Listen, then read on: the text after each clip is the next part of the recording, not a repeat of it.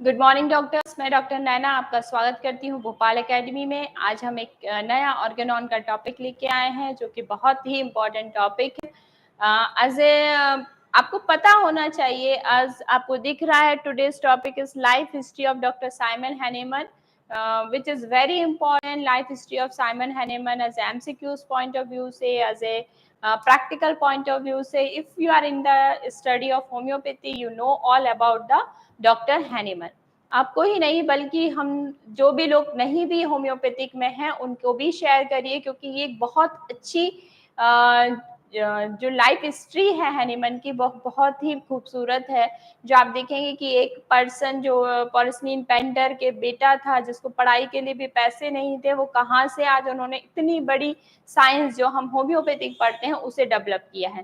तो आइए जानते हैं क्या क्या हम पढ़ेंगे, और हमने बहुत इजी वे में इसे पार्ट में डिवाइड किया है जिससे कि आप अच्छे से याद रख सकते हैं। ठीक है, चलिए स्टार्ट करते हैं। सो ये हमारे डॉक्टर हैनेमन हैं और इनके बारे में हम इनकी चाइल्डहुड एंड स्कूलिंग पढ़ेंगे। इसको मैंने 4 भाग में डिवाइड किया है, वो मैं आपको बता रही हूँ। Higher studies, medical practice and discovery of homeopathy. It is divided into the 4 part, that is childhood and schooling, higher studies, medical practice and discovery of homeopathy. So let's go for that. Now first of all we have to know what is the full name of Dr. Simon Hahnemann. हमें पता होना चाहिए कि हमारे जो doctor Hahnemann है उनका full name क्या है। That is Christian Frederick Simon Hahnemann.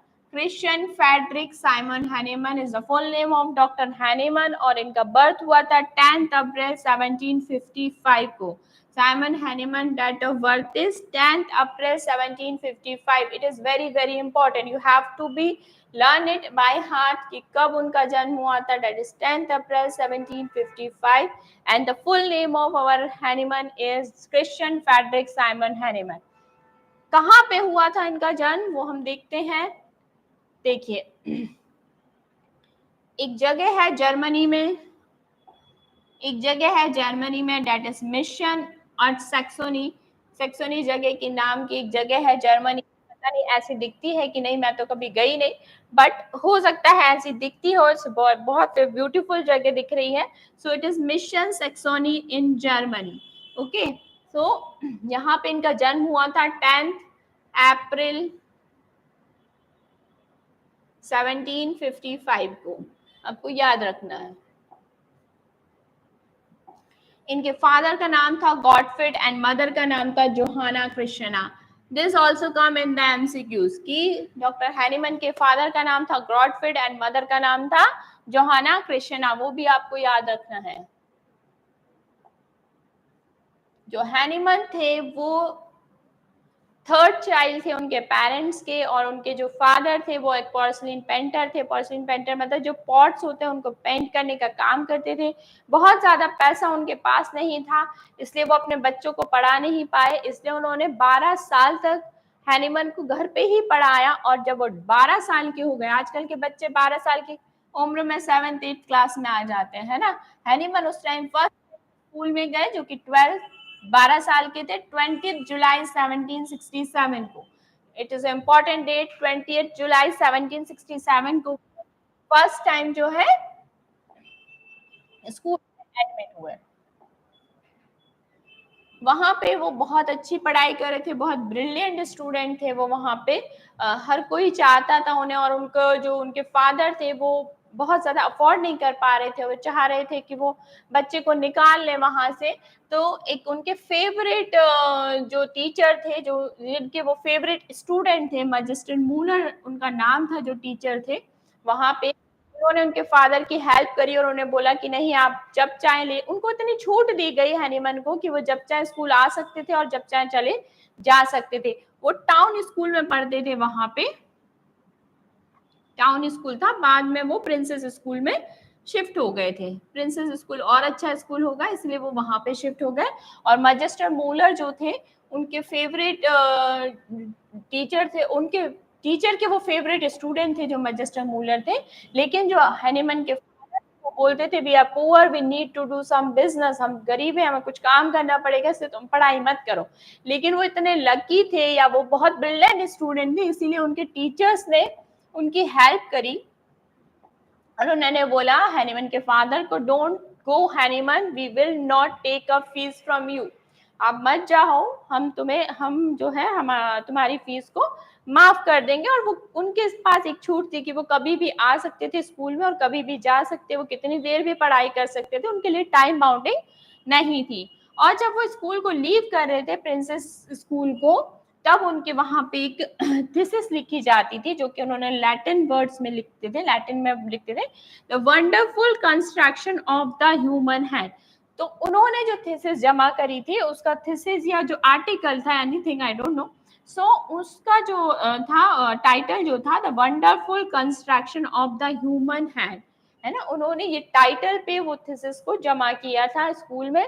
तो इतने छोटे बच्चे ने या स्कूल वाले बच्चे ने इतना अच्छा जो थीसिस था, इसलिए इसका नाम दिया है the wonderful construction of the human hand यहाँ पे। और इसका भी एमसीक्यूज आता है, तो आपको याद रखना है कि क्या उन्होंने स्कूल लिविंग टाइम पे क्या थीसिस को जमा किया था।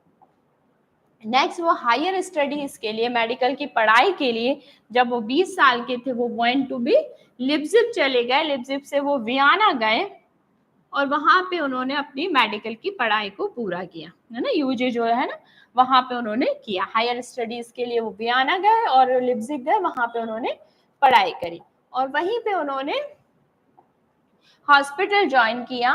द ब्रदर्स ऑफ मैसरी करके एक हॉस्पिटल था, वहां पे उन्होंने वो हॉस्पिटल ज्वाइन किया। और डॉक्टर बॉन क्यूरिन करके एक डॉक्टर थे वहां के, वो उनके वो फेवरेट बन गए और वहां पे उन्होंने काम किया और वहां पे उन्होंने सीखा।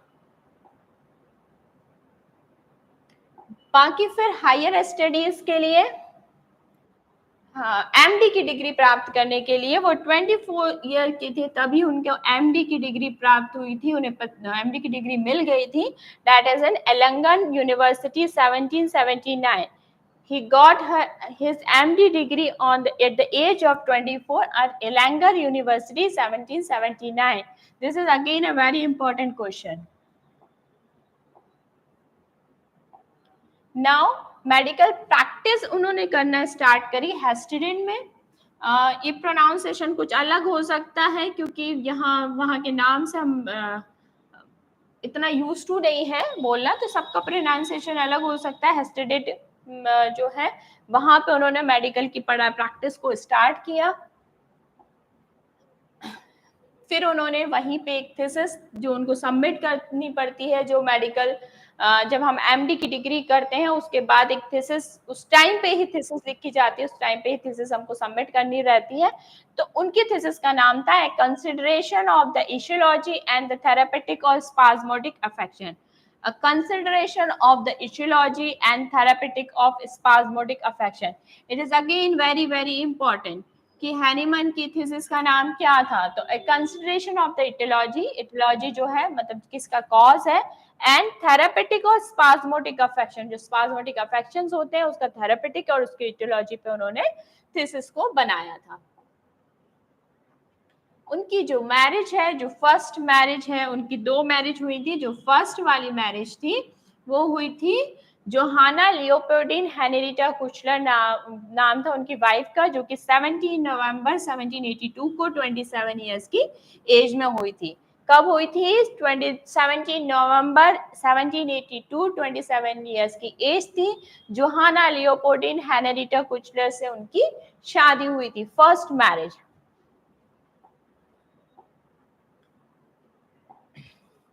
जब वो प्रैक्टिस कर रहे थे, प्रैक्टिस करते करते उन्हें टाइम हो गया और जब उन्होंने देखा कि जो मेडिसिन हैं वो पेशेंट को ज़्यादा तकलीफ देती हैं, ठीक करने की अपेक्षा पेशेंट ज़्यादा बीमार होता है, इससे वो डिससेटिस्फाइड थे, dissatisfied with them medical system. वहाँ जब उस टाइम के जो मेडिकल सिस्टम थे उससे उन्हें बड़ी खुशी नहीं होती थी, इसलिए उन्होंने प्रैक्टिस को छोड़ दिया। और प्रैक्टिस को छोड़ने के बाद उन्होंने जो अपना ब्रेड एंड बटर खाने पीना कैसे रहा, क्योंकि अब शादी हो गई थी, पेरेंट्स से तो ले नहीं सकते थे, ठीक है, तो खुद ही को कमाना था, खुद ही को करना था।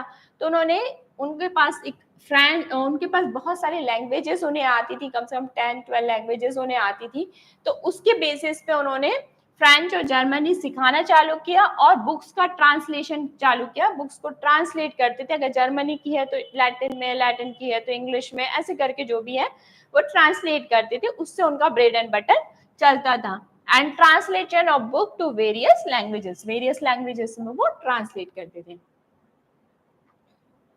यहीं से एक दिन क्या हुआ कि उनके पास जो एक बुक आई, क्विलिन्स मटेरिया मेडिका, जो क्विलिन्स डॉक्टर थे उनकी मटेरिया मेडिका उनके पास आई ट्रांसलेट करने के लिए। इन 1790 में जब वो 35 ईयर्स के एज के थे तब उनके पास वो बुक आई। उन्होंने उस बुक में देखा कि क्विलिन्स ने कुछ लिख रखा है। क्या लिखा है वो ट्रांसलेट करते करते उन्होंने देखा कि उसके अंदर लिखा है the China cinchona Peruvian bark quinine. ये जो बार्क है, ये जो बार्क है क्विनिन, इसके अंदर एक प्रॉपर्टी है, वो क्या है,